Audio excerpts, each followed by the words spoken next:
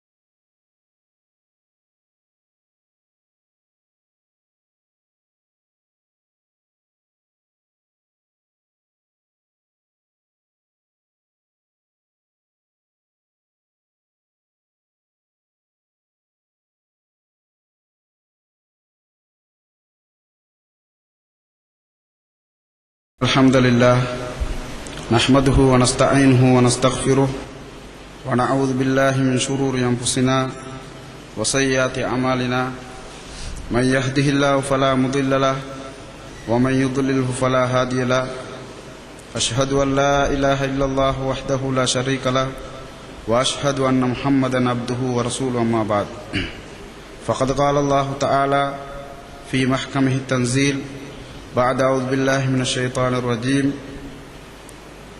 وسارعوا إلى مغفرة من ربكم وجنة أرضها السماوات والأرض وعدت للمتقين. மதிப்புக்குரிய அன்பான சகோதரர்களே, உலகத்திலே வாழக்கூடிய ஒரு முஸ்லிம் அவன் உலகத்திலே வாழக்கூடிய சந்தர்ப்பத்தில் அவனுடைய நோக்கம் எவ்வாறு அமைய வேண்டும் என்பதை இறைவன் பல இடங்களில் தன்னுடைய திருமறையிலே தெளிவுபடுத்துகின்றான். ஒரு இடத்தில் இறைவன் கூறும் பொழுது வசாரிஉ இலா மக்ஃபிரத்தின் மிர் ரப்பிக்கும் வஜன்னா, இறைவனுடைய பாவ மன்னிப்பின் பக்கமும் அவனுடைய சுவர்க்கத்தின் பக்கமும் நீங்கள் விரைந்து வாருங்கள் என்பதாக இறைவன் தெளிவுபடுத்துகின்றான். அதாவது உலகத்திலே வாழக்கூடிய ஒரு முஸ்லிம் அவனுடைய நோக்கம் சுவர்க்கத்தை அடைந்து கொள்ள வேண்டும் என்பதாக இறைவன் தெளிவுபடுத்துகின்றான். இன்னும் இடத்திலே கூறும் பொழுது வஃபீ ஸாலிக ஃபல்யதனாஃபஸில் முத்தனாஃபிஸூன், சொர்க்கத்துடைய பாக்கியங்களை இறைவன் கூறிவிட்டு அந்த சொர்க்கத்துடைய பாக்கியங்களை அடைந்து கொள்ளக்கூடியவர்கள் அதிலே போட்டி போட்டுக் கொள்ளட்டும் என்பதாக இன்னும் இடத்திலே இறைவன் தெளிவுபடுத்துகின்றான்.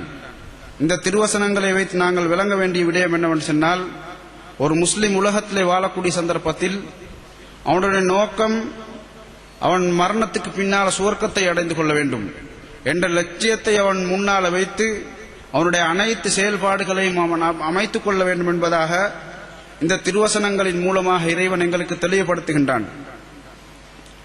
ஒரு மனிதன் மரணத்துக்கு பின்னால் அவன் இந்த சொர்க்கத்தை அடைந்து கொள்ள வேண்டுமாக இருந்தால் அவனிடத்திலே பல தகுதிகளும் தகமைகளும் இருந்தால்தான் அந்த சுவர்க்கத்தை அடைந்து கொள்ள முடியும். அதிலே ஒன்றாக, அதாவது சொர்க்கத்தை நாங்கள் அடைந்து கொள்வதற்கு எங்களிடத்தில் இருக்கக்கூடிய தகமைகளில் ஒன்றாக நாங்கள் பார்க்கக்கூடிய நேரத்தில் ஒரு மனிதன் சொர்க்கத்தை அடைந்து கொள்ள வேண்டுமாக இருந்தால் அவனிடத்திலே இறை அச்சம், அல்லாஹ்வுடைய பயம் இருக்க வேண்டும் என்பதை நாங்கள் குர்ஆனின் மூலமாகவும் ஹதீஸின் மூலமாகவும் எங்களுக்கு விளங்க முடிகின்றது. இறைவனிடத்திலே கூறும் பொழுது உஇத்தத் லில் முத்தகீன், நாங்கள் சுவர்க்கத்தை அல்லாஹ்வை பயந்து நடக்கக்கூடியவர்களுக்கு, இறையச்சத்துடன் எவர்களெல்லாம் உலகத்திலே வாழ்கின்றார்களோ அவர்களுக்காகவே நாங்கள் அந்த சொர்க்கத்தை தயாரித்து வைத்திருக்கின்றோம் என்பதாக இறைவன் குறிப்பிடுகின்றான். இவ்வாறு பல இடங்களில் சுவர்க்கம் யாருக்குன்னு சொன்னால் எவர்களெல்லாம் உலகத்திலே அல்லாஹ்வை பயந்து நடக்கின்றார்களோ அவர்களுக்கு தான் கிடைக்கும் என்பதாக பல இடங்களில் இறைவன் தெளிவுபடுத்துகின்றான். அதே போன்று எங்களிடத்தில் இருக்க வேண்டிய இன்னும் ஒரு தகமை என்னவென்று சொன்னால், நாங்கள் மரணத்துக்கு பின்னால் அந்த சொர்க்கத்தை நாங்கள் அடைந்து கொள்ள வேண்டுமாக இருந்தால் எங்களிடத்தில் இருக்க வேண்டிய இன்னும் ஒரு தகமை என்னவென்று சொன்னால், நாங்கள் மார்க்கத்தை சரியாக கற்று அதை எங்களுடைய வாழ்க்கையிலே நாங்கள் செயல்படுத்துவதன் மூலமாகத்தான் அந்த சுவர்க்கத்தை நாங்கள் அடைந்து கொள்ள முடியும் என்பதை இறைவனும் அதே போன்று நபி ஸல்லல்லாஹு அலைஹி வஸல்லம் அவர்களும் தெளிவுபடுத்தியிருக்கின்றார்கள். ஒரு ஹதீஸ்லே நபி அவர்கள் கூறும் பொழுது, மன் சலக தரீகன் யல்தமிசு ஃபீஹி இல்மன் ஸஹ்ஹலல்லாஹு பிஹி தரீகன் இலல் ஜன்னah.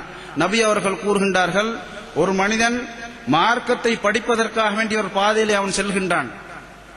அதன் காரணமாக இறைவன் அவன் சுவர்க்கம் போகக்கூடிய பாதையை இறைவன் லேசாக்கி விடுவான் என்பதாக நபி ஸல்லல்லாஹு அலைஹி வஸல்லம் அவர்கள் குறிப்பிடுகின்றார்கள். இந்த ஹதீஸிலிருந்து நாங்கள் விளங்க வேண்டிய விடயம் என்னவென்று சொன்னால், நாங்கள் எப்போது மார்க்கத்தை படிப்பதற்காக வேண்டி தயாராகி விடுமோ இறைவன் எங்களுக்கு சுவர்க்கத்துக்கு போகக்கூடிய பாதையை எங்களுக்கு காட்டி விடுகின்றான். அதாவது நாங்கள் மார்க்கத்தை கற்பதின் மூலமாகத்தான் நாங்கள் சொர்க்கத்துக்கு போகக்கூடிய பாதை எங்களுக்கு அறிந்து கொள்ள முடியும் என்பதை இந்த ஹதீஸின் மூலமாக நபி ஸல்லல்லாஹு அலைஹி வஸல்லம் அவர்கள் எங்களுக்கு தெளிவுபடுத்துகின்றார்கள். அதாவது நாங்கள் மார்க்கத்தை சரியாக கற்பதின் மூலமாகத்தான் அந்த சுவர்க்கத்தை அடைந்து கொள்ள முடியும். எது நேரான வழி, எது வழிகேடு என்பதை நாங்கள் தெளிவாக அறிந்து இறைவன் பொருந்தக்கூடிய அமைப்பில் எங்களுடைய வாழ்க்கையை அமைத்துக் கொள்ள முடியும் என்பதை இந்த ஹதீஸின் மூலமாக நபி ஸல்லல்லாஹு அலைஹி வஸல்லம் அவர்கள் எங்களுக்கு தெளிவுபடுத்துகின்றார்கள். இந்த மார்க்க அறிவை பொறுத்தவரையில் இஸ்லாம் அதற்கு மிக முக்கியமான ஒரு இடத்தை கொடுக்கின்றது. இஸ்லாத்தை பொறுத்தவரையில் நாங்கள் குர்ஆனை நாங்கள் பார்த்தாலும் ஹதீஸ்களை நாங்கள் எடுத்து பார்க்கக்கூடிய சந்தர்ப்பத்தில் இந்த மார்க்க அறிவுக்கு கொடுக்கக்கூடிய இடம் மிக முக்கியமான இடத்தை இஸ்லாம் கொடுப்பதை எங்களுக்கு அவதானிக்க முடிகின்றது. நபி ஸல்லல்லாஹு அலைஹி வஸல்லம் அவர்கள் ஒரு சந்தர்ப்பத்தில் கூறுகின்றார்கள், மை யுரிதில்லாஹு பிஹி கைரன் யுஃபக்கிஹு ஃபித்தீன். யாருக்கு அல்லாஹ் நலவை நாடுகின்றானோ அவர்களுக்கு இறைவன் மார்க்கத்திலே விளக்கத்தை கொடுப்பான் என்பதாக நபி ஸல்லல்லாஹு அலைஹி வஸல்லம் அவர்கள் ஒரு ஹதீஸிலே குறிப்பிடுகின்றார்கள். இந்த ஹதீஸை நாங்கள் எடுத்து பார்க்கக்கூடிய சந்தர்ப்பத்தில் இறைவன் ஒரு மனிதனுக்கு நலவை நாடிவிட்டால், இறைவன் ஒரு மனிதனை அந்த மனிதனுக்கு அன்பு காட்டிவிட்டால், ஒரு மனிதனை இறைவன் நேசித்து விட்டால், இறைவனிடத்திலே அவன் கொடுக்கக்கூடிய பாக்கியம் என்னவென்று சொன்னால், இந்த மார்க்கத்திலே சரியான விளக்கத்தை தான் அவனுக்கு கொடுப்பதாக நபி ஸல்லல்லாஹு அலைஹி வஸல்லம் அவர்கள் கூறுகின்றார்கள். சொன்னால் இந்த மார்க்க அறிவு என்பது எவ்வளவு முக்கியமானது, இறைவனிடத்தில் எவ்வளவு முக்கியமானது என்பதை நாங்கள் ஒவ்வொருவரும் விளங்கிக் கொள்ள வேண்டும். அதே போல் நாங்கள் அடிக்கொரு முறை கேட்கக்கூடிய ஒரு விடயம்தான், இறைவன் ஆரம்பமாக இறக்கக்கூடிய வசனத்திலே கூட இந்த அறிவை நாங்கள் கற்றும்படிதான் இறைவன் எங்களுக்கு கட்டளையிடுகின்றான். அதாவது இக்ரா பிஸ்மி ரப்பிக்கல்லதீ ஹலக் என்ற திருவசனம் நபி ஸல்லல்லாஹு அலைஹி வஸல்லம் அவர்களுக்கு ஆரம்பமாக இறக்கப்பட்ட விடயம். அதிலே இறைவன் என்ன கூறுகின்றான், நீங்கள் வாசிக்க வேண்டும், நீங்கள் படிக்க வேண்டும் என்பதாக இந்த அறிவைத்தான் இறைவன் ஆரம்பமாக கூறுகின்றான். சொன்னால் மார்க்க அறிவை கற்பது எவ்வளவு முக்கியமானது என்பதை நாங்கள் இந்த வசனத்தின் மூலமாக நாங்கள் விளங்கிக் கொள்ள வேண்டும். அது மட்டுமல்ல, நபி ஸல்லல்லாஹு அலைஹி வஸல்லம் அவர்களை பார்த்து இறைவன் இடத்தில் இப்படி கட்டளையிடுகின்றான். நபியை பார்த்து கூறுகின்றான், வகுர் ரப்பி ஜித்னி இல்மா. நபியை பார்த்து இறைவன் கூறுகின்றான், நீங்கள் இப்படி துஆ கேட்க வேண்டும். அதாவது ரப்பி ஜித்னி இல்மா, இறைவா எனக்கு அறிவை அதிகப்படுத்தி தந்துடுவாயாக, இறைவா எனக்கு அறிவை அதிகப்படுத்தி தந்துடுவாயாக என்பதாக இறைவன் நபி அவர்களை பார்த்து துஆ கேட்கும்படி கட்டளையிடுகின்றார் என்று சொன்னால், இந்த அறிவை நாங்கள் பெற்றுக்கொள்வது என்பது எங்களுடைய வாழ்க்கையில் எவ்வளவு முக்கியமான ஒரு விடயம் என்பதை இந்த திருவசனத்தின் மூலமாக நாங்கள் விளங்கிக் கொள்ள வேண்டும். இப்படி பல ஹதீஸ்களை நாங்கள் பார்க்கக்கூடிய சந்தர்ப்பத்தில் வேற விடயங்களுக்கு கொடுக்கப்படாத சிறப்புகள் இந்த மார்க்க அறிவை கற்றுக்கொள்வதற்கு இறைவன் கொடுத்திருப்பதை எங்களுக்கு அறிய முடிகின்றது. ஒரு ஹதீஸ்ல நபி அவர்கள் கூறும் பொழுது, லா ஹஸத இல்லா ஃபிஸ்னத்தைன், நபி அவர்கள் கூறுகின்றார்கள், இரண்டு மனிதர்களை தவிர வேற யாரின் மீதும் உங்களுக்கு பொறாமை வைக்க முடியாது.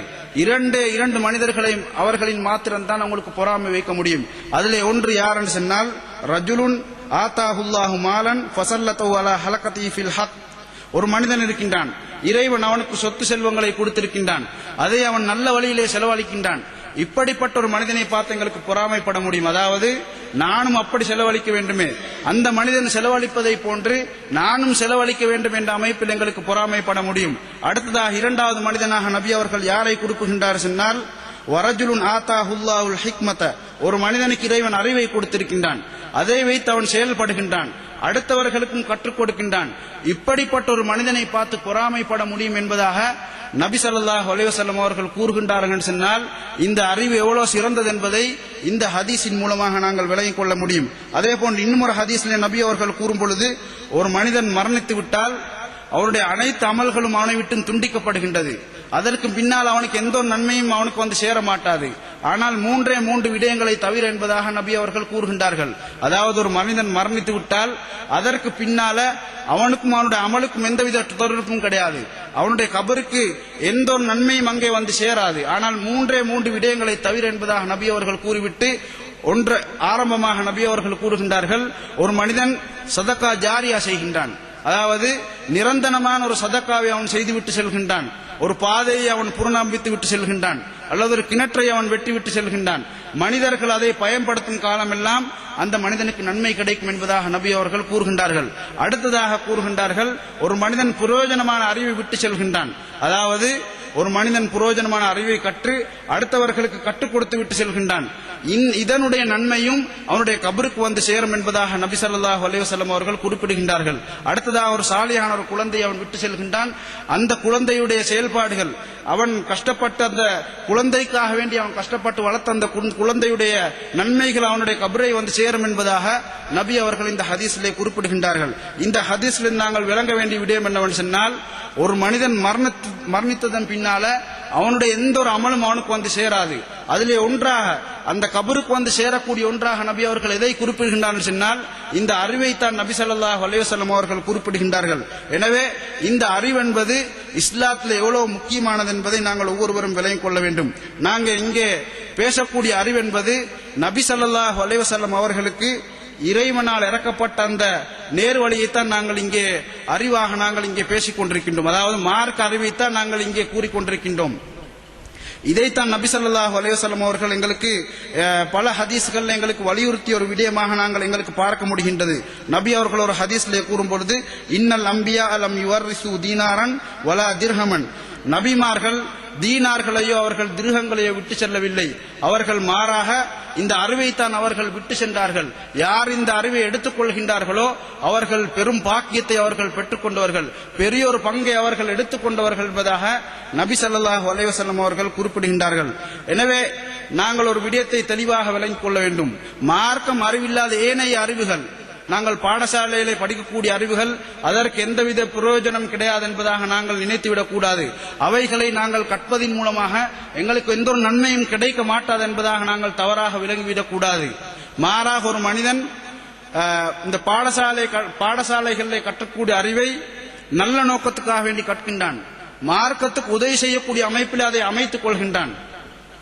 ஏனைய மனிதர்கள் அதன் மூலமாக பிரயோஜனம் அடையக்கூடிய முறையில் அவன் அமைத்துக் கொள்வானாக இருந்தால் அதுவும் ஒரு இபாதத்தாக கருதப்படுகின்றது, அதற்கும் நன்மை கிடைக்கின்றது என்பதாக நாங்கள் ஒவ்வொருவரும் தெளிவாக விளங்கிக் கொள்ள வேண்டும். சில சந்தர்ப்பங்களிலே நாங்கள் இந்த பாடசாலைகளிலே கிடைக்கக்கூடிய அந்த அறிவுகள் எங்களுக்கு கடமையாகி விடுவதையும் சில சந்தர்ப்பங்கள் எங்களுக்கு அவதானிக்க முடிகின்றது. அதாவது ஒரு ஊரை பொறுத்தவரையில் அந்த ஊரிலே வைத்தியர்கள் கிடையாதென்றால் கட்டாயமாக அந்த ஊரிலே ஒருவர் வைத்தியராக மாறுவது கட்டாயம் என்பதை நாங்கள் ஒவ்வொருவரும் விளங்கிக் கொள்ள வேண்டும். அல்லது நாங்கள் மார்க்கம் இந்த அறிவிலே நாங்கள் வீழ்ச்சியாகி காபிர்களுக்கு மத்தியிலே நாங்கள் இழிவுபட்ட ஒரு நிலைமைக்கு நாங்கள் தள்ளப்படுவோமாக இருந்தால் அந்த சந்தர்ப்பத்திலும் நாங்கள் இந்த அறிவை கற்று நாங்கள் முன்னேறுவது எங்களுடைய கடமை என்பதை நாங்கள் குர்ஆனின் மூலமாக எங்களுக்கு விளங்கிக் கொள்ள முடிகின்ற இடத்தில் இறைவன் கூறும் பொழுது, வஅஇது லஹும் மஸ்ததஅதும் மின் குவத்தின், உங்களுக்கு முடியுமான அளவு அந்த காபிர்களுக்கு எதிராக நீங்கள் உங்களுடைய சக்திகளை நீங்கள் தயாரித்துக் கொள்ள வேண்டும். அது அறிவு ரீதியாக இருந்தாலும் சரி, ஏனைய விடயங்களாக இருந்தாலும் சரி, அந்த காபிர்களுக்கு மத்தியிலே நீங்கள் அந்த காபிர்களுக்கு மத்தியிலே இழுபட்டு விடாமல் உங்களுடைய அறிவு விடயமாக இருந்தாலும் சரி, ஏனைய விடயங்களை நீங்கள் கூட்டிக் கொள்ள வேண்டும் என்பதாக இறைவன் கட்டளையிடுகின்றான். எனவே அந்த பாடசாலையிலே நாங்கள் கற்கக்கூடிய அறிவும் கூட எங்களுடைய நோக்கம் நல்லமாக இருந்தால் அதன் மூலமாக ஏனையவர்கள் பிரயோஜனப்படக்கூடிய அமைப்பில் இருக்குமாக இருந்தால் அதற்கும் எங்களுக்கு நன்மை கிடைக்கும் என்பதை நாங்கள் ஒவ்வொருவரும் விளங்கிக் கொள்ள வேண்டும். ஆனால் நாங்கள் இங்கே பேசக்கூடியது மார்க்க அறிவு சம்பந்தப்பட்ட விடயங்களை நாங்கள் இங்கே கதைக்கின்றோம்.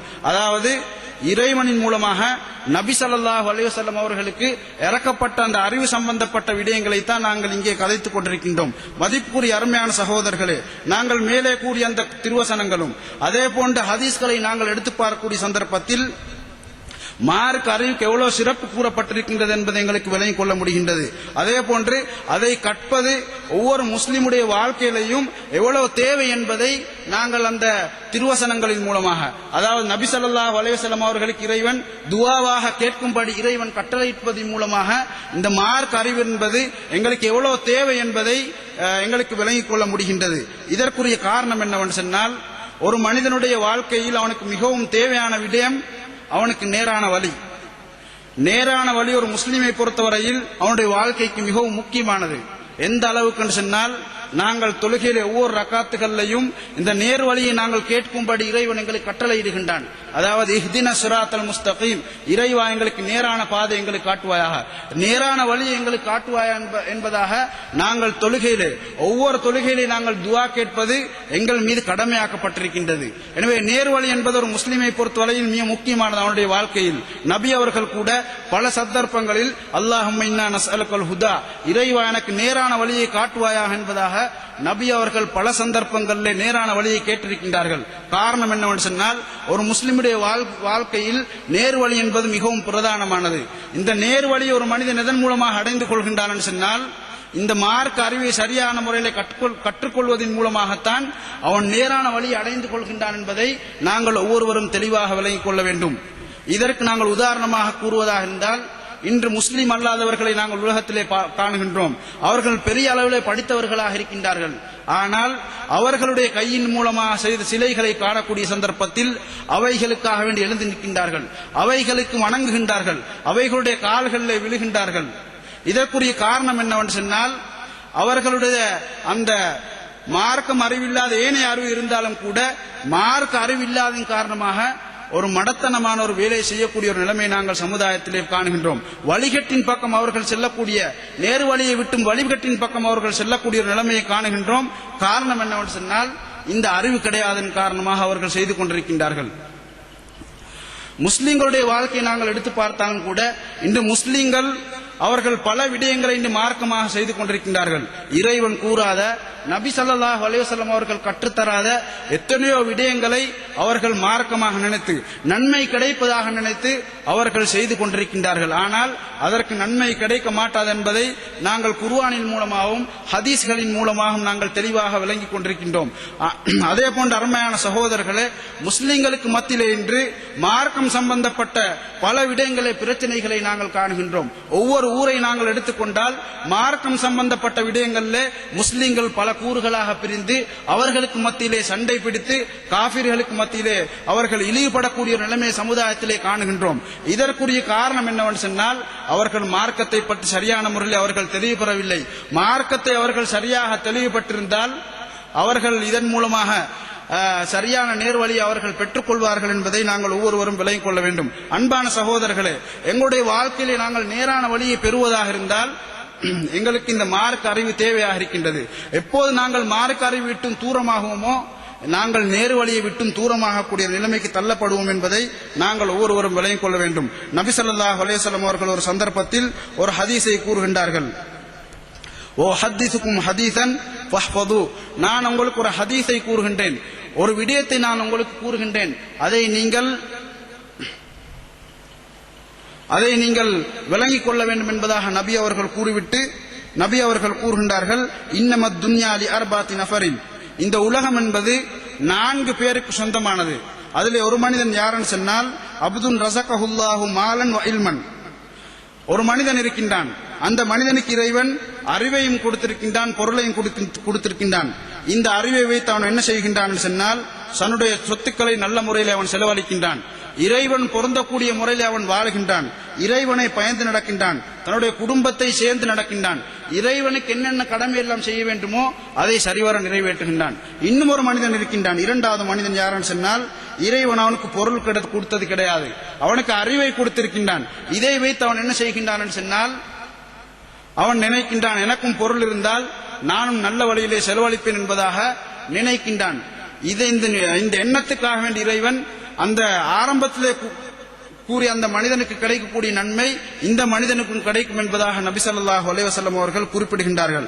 அடுத்ததாக நபி அவர்கள் 3வது மனிதனாக யாரை குறிப்பிடுகின்றார் சொன்னால், ஒரு மனிதனுக்கு இறைவன் பொருளை கொடுத்திருக்கின்றான், ஆனால் அழிவை கொடுக்கவில்லை. இந்த பொருளை அவன் என்ன செய்கின்றான் என்று சொன்னால், இறைவன் பொருந்தாத வழிகளை அவன் செயல்படுத்துகின்றான், இறைவனுடைய கோபத்துக்குள்ளான வழிகளை அவன் செலவழிக்கின்றான். இப்படிப்பட்ட மனிதனுக்கு பாவம் கிடைக்கும் என்பதாக நபி அவர்கள் குறிப்பிடுகின்றார்கள். நான்காவது மனிதனாக நபி அவர்கள் கூறுகின்றார்கள், ஒரு மனிதனுக்கு இறைவன் பொருளை கொடுக்கவும் இல்லை, இறைவன் அறிவை கொடுக்கவும் இல்லை. அதன் காரணமாக அவன் என்ன நினைக்கின்றான், எனக்கும் பொருள் இருந்தால் நானும் இன்னென்ன கெட்ட வழிகளிலே செலவழிப்பேன் என்பதாக நினைக்கின்றான். இந்த ஹதீஸை வைத்து நாங்கள் விளங்க வேண்டிய விடயம் என்னவென்று சொன்னால், ஒரு மனிதனுக்கு பொருளும் கொடுக்கப்பட்டு அறிவும் கொடுக்கப்படக்கூடிய சந்தர்ப்பத்தில் அவன் இறைவனை பயந்து நடக்கின்றான். அந்த அறிவை வைத்து, தெளிவான அறிவை வைத்து அவன் இறைவனை பயந்து நடக்கின்றான். சில சந்தர்ப்பங்களில் அவனுக்கு பொருள் இல்லாவிட்டாலும் அவன் அந்த அறிவை வைத்து நான் நல்ல வழியிலே செலவழிக்க வேண்டும் என்ற நியத்தில் அவன் வாழுகின்றான். நபி அவர்கள் கூறுகின்றார்கள், இந்த இரண்டு மனிதர்களுக்கும் கிடைக்கக்கூடிய நன்மை ஒன்று என்பதாக நபி அவர்கள் குறிப்பிட்டுவிட்டு அடுத்ததாக கூறக்கூடிய விடயத்தை பாருங்கள். அதாவது ஒரு மனிதனுக்கு அறிவில்லாதன் காரணமாக தன்னுடைய பொருளை என்ன செய்கின்றான், மோசமான வழிகளிலே செலவழிக்கின்றான். அடுத்தது அவனுக்கு அறிவும் இல்லை, பொருளும் இல்லை, அதன் காரணமாக அவன் கெட்ட எண்ணத்திலே வாழுகின்றான். அவர்களுக்கு இருவருக்கும் சமமான தீமை கிடைக்கும் என்பதாக நபி ஸல்லல்லாஹு அலைஹி வஸல்லம் அவர்கள் இந்த ஹதீஸின் மூலமாக எங்களுக்கு தெளிவுபடுத்துகின்றார்கள். அன்பான சகோதரர்களே, அதே போன்று ஒரு மனிதனுடைய வாழ்க்கையில சரியான மார்க்க அறிவில்லை கிடையாது என்று சொன்னால் அவன் சில சந்தர்ப்பங்களிலே மார்க்கம் இல்லாத விடயங்களை மிகவும் கஷ்டப்பட்டவன் மார்க்கமாக செய்து மறுமையிலே அவன் நஷ்டத்தை அடைந்து கொள்ளக்கூடிய கூட்டத்திலே சேருவான் என்பதை நபி அவர்கள் இன்னும் ஒரு இறைவன் தன்னுடைய திருமறையிலே தெளிவுபடுத்துகின்றான். இறைவன் கூறும் பொழுது, குல் ஹல் நுனப்பிஉக்கும் பில் அக்ஸரின அமலா, நபியே அமல் செய்தும் நஷ்டவாளிகள் யார் என்பதை உங்களுக்கு சொல்லித் தரட்டுமா? உலகத்திலே வாழக்கூடிய சந்தர்ப்பத்தில் அவர்கள் அமல் செய்கின்றார்கள், ஆனால் அமல் செய்தும் அவர்கள் நஷ்டத்தை அடைந்து கொள்கின்றார்கள், நஷ்டவாளிகளாக வழி தவறிகளாக மாறுகின்றார்கள். அவர்கள் யார் என்பதை உங்களுக்கு சொல்லித் தரட்டுமா என்பதாக நபி அவர்கள் இறைவன் கூறிவிட்டு, அல்லதீன தல்ல சஅயுஹும் ஃபில் ஹயாத்தி துன்யா, உலகத்திலே வாழக்கூடிய சந்தர்ப்பத்தில் அவர்கள் செய்த அந்த முயற்சிகள் அது வழி தவறிவிட்டது. வஹும் யஹ்ஸபூன அன்னஹும் யுஹ்ஸினூன சுன்னா, ஆனால் அவர்கள் நினைத்தார்கள் நாங்கள் செய்யக்கூடிய விடயங்கள் நல்ல விடயங்கள் தான் என்பதாக அவர்கள் நினைத்தார்கள். ஆனால் அவைகள் நல்ல விடயம் அல்ல, அவைகள் மார்க்கத்துக்கு முரணானது என்பதை இறைவன் தெளிவுபடுத்துகின்றான். அப்படிப்பட்டவர்கள் நஷ்டவாளிகள் என்பதாக இறைவன் தெளிவுபடுத்துகின்றான் என்று சொன்னால், இந்த ஆயத்திலிருந்து நாங்கள் விளங்க வேண்டிய விடயம் என்னவென்று சொன்னால், மார்க்க அறிவில்லை என்று சொன்னால் சில சந்தர்ப்பங்களில் நாங்கள் மார்க்கம் இல்லாத எத்தனையோ விடயங்களை செய்து உலகத்திலேயும் கஷ்டப்பட்டு மறுமையிலே நாங்கள் நரகத்தை அடைந்து கொள்ள வேண்டிய ஒரு நிலைமைக்கு நாங்கள் தள்ளப்படுவோம் என்பதை இந்த திருவசனத்தின் மூலமாக இறைவன் எங்களுக்கு தெளிவுபடுத்துகின்றான். எங்களுடைய வாழ்க்கையிலே மார்க்க அறிவு என்பது எவ்வளவு தேவையானது என்பதை இந்த ஆயத்தின் மூலமாக நாங்கள் விளங்கிக் கொள்ள வேண்டும். இன்னும் ஒரு இடத்தில் இறைவன் சில மனிதர்களை பற்றி, நல்லடியார்களை பற்றி இறைவன் கூறும் பொழுது, உலாயிக அல்லதீன ஹதாஹுமுல்லாஹ், அவர்கள் எப்படிப்பட்டவர்கள் சொன்னால் அவர்களுக்கு இறைவன் நேர் வழி காட்டிவிட்டான் என்பதாக இறைவன் கூறுகின்றான். அவர்கள் எப்படிப்பட்டவர்கள், அவர்களுக்கு இறைவன் நேர் வழி காட்டிவிட்டான். அதற்குரிய காரணத்தை அதற்கு முன்னால் இறைவன் கூறும் பொழுது அவர்கள் எப்படிப்பட்டவர்கள் சொன்னால், அல்லதீன யஸ்தமிஊனல் கௌல ஃபயத்தபிஊன அஹ்ஸனா, அவர்கள் வார்த்தைகளை கேட்பார்கள், நல்ல விடயங்களை அனைத்து விடயங்களையும் கற்றுக்கொண்டு ஃபயத்தபிஊன அஹ்ஸனா, அவைகளிலே சிறந்தவைகளை தன்னுடைய வாழ்க்கையில் எடுத்து நடப்பார்கள். மார்க்கத்தை கற்று ஏனைய விடயங்களையும் கற்று நல்ல விடயங்களை தங்களுடைய வாழ்க்கையில் எடுத்து நடப்பார்கள் என்பதாக இறைவன் இங்கே குறிப்பிட்டுவிட்டு அவர்களுக்கு இறைவன் நேர் வழி காட்டிவிட்டான் என்பதாக இறைவன் கூறுகின்றான். அதாவது மார்க்க அறிவை சரியான முறையில் ஒரு மனிதன் கற்று செயல்படும் பொழுது இறைவன் அந்த மனிதனுக்கு நேர் வழியை காட்டுகின்றான் என்பதையும் இந்த திருவசனத்தின் மூலமாக நாங்கள் விளங்கிக் கொள்ள வேண்டும். ஆனால் மதிப்புரிய அருமையான சகோதரர்களே, இந்த அளவு மார்க்கம் சம்பந்தப்பட்ட விடயங்களில் இஸ்லாம் இந்த அளவு கூறியிருக்கக்கூடிய சந்தர்ப்பத்தில் மார்க்க அறிவை கற்றுக்கொள்ளக்கூடிய விடயத்திலே நாங்கள் எந்த அளவு கவனம் செலுத்துகின்றோம் என்பதுதான் இன்றைய கேள்வியாக இருந்து கொண்டிருக்கின்றது. இன்று எங்களுடைய வாழ்க்கையை நாங்கள் எடுத்து பார்த்தால் எங்களுடைய நேரங்களை நாங்கள் பல அமைப்புகளை பிரித்து வைத்திருக்கின்றோம். எங்களுடைய தொழிலுக்காக வேண்டி நாங்கள் எங்களுடைய நேரங்களை பிரித்து வைத்திருக்கின்றோம். இன்னும் பல காரியங்களுக்காக வேண்டி எங்களுடைய நேரங்களை நாங்கள் பிரித்து வைத்திருக்கின்றோம். எங்களில் எத்தனை பேர் எங்களுடைய நேரங்களை நாங்கள் மார்க்க அறிவை, அதாவது என்னுடைய சொர்க்கத்துக்கு வழிகாட்டக்கூடிய, உலகத்தில் எனக்கு நேர் வழியை எனக்கு தேடித்தரக்கூடிய இந்த மார்க்க அறிவை நாங்கள் கற்றுக்கொள்வதற்கு எங்களில் எத்தனை பேர் தன்னுடைய வாழ்க்கையில நேரத்தை ஒதுக்கி அதற்காக வேண்டி அந்த மார்க்கத்தை கற்றுக்கொள்கின்றார்கள் நாங்கள் எடுத்து பார்த்தால் மிகவும் குறைந்தவர்கள் தான் இந்த விடயத்திலே நாங்கள் ஈடுபடக்கூடிய ஒரு நிலைமையை நாங்கள் காணுகின்றோம். பெரும்பான்மையானவர்கள் இதிலே பொடுப்போக்காக நடப்பதை நாங்கள் சமுதாயத்திலே காணுகின்றோம். ஆனால் மதிப்புரிய அருமையான சகோதரர்களே, நாங்கள் ஒரு விடயத்தில் ஏமாற்றப்பட்டுக் கொண்டிருக்கின்றோம். அதாவது நாங்கள் நினைக்கின்றோம் எங்களுக்கு மார்க்கம் சம்பந்தப்பட்ட விடயங்கள் தெரியும், அதாவது எங்களுக்கு கலிமாவை பற்றி தெரியும், எங்களுக்கு தொழுகையை பற்றி தெரியும், ஏனைய மார்க்க விடயங்கள் எங்களுக்கு தெரியும், நாங்கள் அமல் செய்கின்றோம் என்ற அமைப்பில் நாங்கள் நினைத்துக் கொண்டிருக்கின்றோம். நாங்கள் ஒன்றை தெளிவாக விளங்கிக் கொள்ள வேண்டும். மார்க்க அறிவென்பது ஒரு கடலை போன்றது. அதிலே கற்றவைகள் நாங்கள் அதிலே அந்த ஊசி அளவு நாங்கள் ஒரு ஊசியை போட்டு எடுத்தால் எந்த அளவு வருமோ அந்த அளவு தான் நாங்கள் ஒவ்வொருவரும் கற்றுக்கொண்டிருக்கின்றோம். நாங்கள் எவ்வளவு கற்றாலும் சரி, மார்க்கத்திலே நாங்கள் மிகவும் அற்பமானதைத்தான் நாங்கள் கற்றுக்கொண்டிருக்கின்றோம். இன்னும் பல அந்த கடல் போன்ற அளவு நாங்கள் கற்பதற்கு இருக்கின்றது என்பதை நாங்கள் ஒவ்வொருவரும் தெளிவாக விளங்கிக் கொள்ள வேண்டும். மதிப்புக்குரிய அருமையான சகோதரர்களே, இந்த மார்க்க அறிவுடைய சிறப்புகளை நாங்கள் எடுத்து பார்க்கக்கூடிய சந்தர்ப்பத்தில் மார்க்க அறிவு எவ்வளவு முக்கியமானதோ அதே போன்று அந்த மார்க்க அறிவை கற்றுக்கொள்ளக்கூடியவர்களுக்கு இறைவன் பல சிறப்புகளை, மிகப்பெரிய சிறப்புகளை இறைவன் தயாரித்து வைத்திருக்கின்றான். ஒரு இடத்துல இறைவன் கூறும் பொழுது, ஷஹிதல்லாஹு அன்னஹு லா இலாஹ இல்லாஹு வல் மலாயிகத்து வஉலுல் இல்மி காயிமன் பில் கிஸ்த். இறைவன் கூறுகின்றான், வணக்கத்துக்கு தகுதியானவன் அல்லாஹ்வை தவிர வேறு யாரும் இல்லை என்பதாக இறைவன் சாட்சி கூறுகின்றான். அடுத்ததாக மலக்குமார்கள் சாட்சி கூறுகின்றார்கள். அடுத்ததாக மார்க்க அறிவு கொடுக்கப்பட்டவர்கள் சாட்சி கூறுகின்றார்கள் என்பதாக இறைவன் தன்னுடைய திருமறையிலே இறைவனுடனும் மலக்குமார்களுடனும் இந்த அறிவுடையவர்களை இறைவன் இணைத்து கூறுகின்றான் என்று சொன்னால், மார்க்க அறிவு பெற்றவர்கள் எவ்வளவு சிறப்பு வாய்ந்தவர்கள் என்பதை இந்த திருவசனத்தின் மூலமாக நாங்கள் ஒவ்வொருவரும் விளங்கிக் கொள்ள வேண்டும். இன்னும் ஒரு இடத்துல இறைவன் கூறும் பொழுது, யர்ஃபா இல்லாஹு அல்லதீன ஆமனு மின்கும், உங்களில் எவர்களெல்லாம் ஈமான் கொண்டு அறிவு கொடுக்கப்பட்டவர்களாக இருக்கின்றார்களோ அவர்களுடைய அந்தஸ்துக்களை இறைவன் உயர்த்துகின்றான் என்பதாக இறைவன் தன்னுடைய திருமறையில இடத்திலே தெளிவுபடுத்துகின்றான். உலமாக்கள் இந்த மார்க்க சம்பந்தப்பட்ட அறிவுக்கு அவர்கள் விளக்கம் கூடக்கூடிய சந்தர்ப்பத்தில் அவர்கள் கூறுகின்றார்கள், சாலிகான் அமல்கள், நாங்கள் செய்யக்கூடிய சாலிகான அமல்களில் மிகச்சிறந்த அமல் மார்க்கத்தை கற்றுக்கொள்வது, மார்க்க அறிவை கற்றுக்கொள்வதுதான் என்பதாக குறிப்பிடுகின்றார்கள். நாங்கள் செய்யக்கூடிய சாலிகான அமல்களில் மிகச்சிறந்த அமல் எது என்று சொன்னால் மார்க்க அறிவை கற்றுக்கொள்வது என்பதாக குறிப்பிடுகின்றார்கள். அதற்கு ஒரு காரணம் கூறுகின்றார்கள். என்ன காரணம் என்று சொன்னால், மார்க்கத்தை நாங்கள் நிலைநாட்டுவதற்கு, உலகத்தில் இஸ்லாத்தை நாங்கள் நிலைநாட்டுவதற்கு இரண்டு விடயங்களின் மூலமாக நாங்கள் இஸ்லாத்தை நிலைநாட்டுகின்றோம். அதாவது அறிவு ரீதியாக அறிவை கற்று ஏனையவர்களுக்கு இஸ்லாத்தை நாங்கள் கூறுவதன் மூலமாக, ஆதாரங்களை சமர்ப்பிப்பதன் மூலமாக நாங்கள் உலகத்தில் இஸ்லாத்தை நிலைநாட்டுகின்றோம். அடுத்த கட்டம் யுத்தத்தின் மூலமாக. இஸ்லாத்தை எப்போது ஏற்க மறுக்கின்றார்களோ, ஆதாரத்தின் மூலமாக இஸ்லாத்தை முன்வைக்கும் பொழுது, அறிவு ரீதியாக இஸ்லாத்தை முன்வைக்கும் பொழுது மறுக்கக்கூடிய சந்தர்ப்பத்தில் ஜிஹாது செய்வதன் மூலமாக இஸ்லாம் உலகத்தில் நிலைநாட்டப்படுகின்றது. இதிலே ஆரம்பமாக எதுவென்று சொன்னால், ஜிஹாதை விட இங்கே ஆரம்பமாக கூறப்படக்கூடிய விடயம் என்னவென்று சொன்னால் அறிவைத்தான் இங்கே குறிப்பிடப்படுகின்றது. ஒரு சமுதாயத்துடன் நாங்கள் இஸ்லாத்தை நாங்கள் ஆரம்பமாக கூறிவிட்டுத்தான் அதற்கு பின்னால் தான் ஜிஹாதுடைய கடமை அங்கே கடமையாக்கப்படுகின்றது என்பதை வைத்து அவர்கள் கூறுகின்றார்கள், நாங்கள் செய்யக்கூடிய சாலிகான அமல்களில் மிகச் சிறந்தது மார்க்கத்தை கற்றுக்கொள்வது என்பதாக உலமாக்கள் இதற்கு விளக்கம் கூறுகின்றார்கள். இந்த சஹாபாக்களுடைய வாழ்க்கையை நாங்கள் எடுத்து பார்க்கக்கூடிய சந்தர்ப்பத்தில் அவர்கள் மார்க்க அறிவை கற்றுக்கொள்வதற்காக வேண்டி எந்த அளவு தன்னுடைய நேரங்களை ஒதுக்கியிருக்கின்றார்கள் என்பதை நாங்கள் எடுத்து பார்க்கக்கூடிய சந்தர்ப்பத்தில் ஒரே ஒரு ஹதீஸை, நபி ஸல்லல்லாஹு அலைஹி வஸல்லம் அவர்களுடைய ஒரே ஒரு ஹதீஸை தெரிந்து கொள்வதற்காக பல மைல்கள் அவர்கள் பிரயாணம் செய்து கற்றுக்கொள்வதை பல சஹாபாக்களுடைய வாழ்க்கையிலே நாங்கள் காணுகின்றோம். சஹாபா பெண்களை நாங்கள் எடுத்து பார்த்தாலும் கூட நபி ஸல்லல்லாஹு அலைஹி வஸல்லம் அவர்களிடத்திலே அடியொரு முறை அவர்கள் நபி அவர்களிடத்திலே விளக்கம் கேட்பார்கள். ஆயிஷா ரலியல்லாஹு அன்ஹா அவருடைய வாழ்க்கையை நாங்கள் எடுத்து பார்த்தால் அவர்கள் பல ஹதீஸ்களை, ஆயிரக்கணக்கான ஹதீஸ்களை அறிவித்த சஹாபாக்களில் ஒருவராக ஆயிஷா ரலியல்லாஹு அன்ஹா அவர்கள் கருதப்படுகின்றார்கள். பெண்ணாக இருந்தாலும் கூட அவர்கள் மார்க்க அறிவை கற்றுக்கொள்வதற்காக எந்த அளவு கவனம் செலுத்தியிருக்கின்றார்கள்.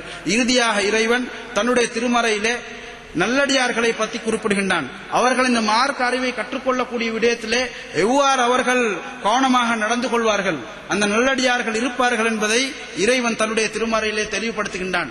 இந்த அமைப்பிலே நாங்களும் எங்களுடைய வாழ்க்கையை நாங்கள் மாற்றிக்கொள்ள வேண்டும். மார்க்க அறிவை கற்றுக்கொள்ளக்கூடிய விடயத்திலே எங்களுடைய வாழ்க்கையை நாங்கள் இந்த அமைப்பிலே மாற்றிக்கொள்ள வேண்டும். அதாவது இறைவன் கூறுகின்றான், வைதா மர்ரு பில் லக்வி மர்ரு கிராமா.